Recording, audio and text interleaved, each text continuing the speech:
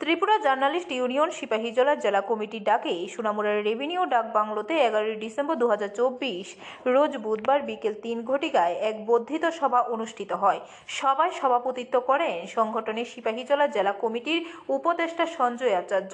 উপস্থিত ছিলেন সংগঠনের রাজ্য কমিটির অন্যতম সদস্য মাহবুব আলম, সিপাহীজলা জেলা কমিটির সম্পাদক টুটুন চৌধুরী সহ সোনামুড়া মহকুমা কমিটির অন্যান্য সদস্যরা। সভায় আলোচ্য বিষয় ছিল আসন্ন 14 ডিসেম্বর সংগঠনের রাজ্য সম্মেলনকে সাফল্যমণ্ডিত করা এবং আগামী দিনে জেলা এবং মহকুমা কমিটির সাংগঠনিক সমৃদ্ধি ঘটানো এবং বিধি। সিপাহীজলা জেলা সম্পাদক Tripura journalist union two-tone Chowdhury.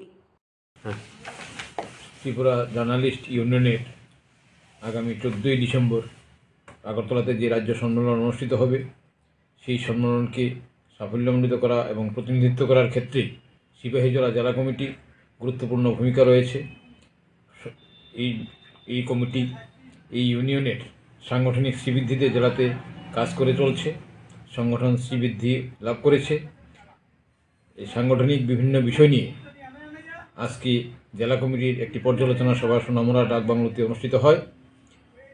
এই সভায় আগামী দিনে বিভিন্ন কর্মসূচি গ্রহণের সিদ্ধান্ত গ্রহণ করা হয়েছে।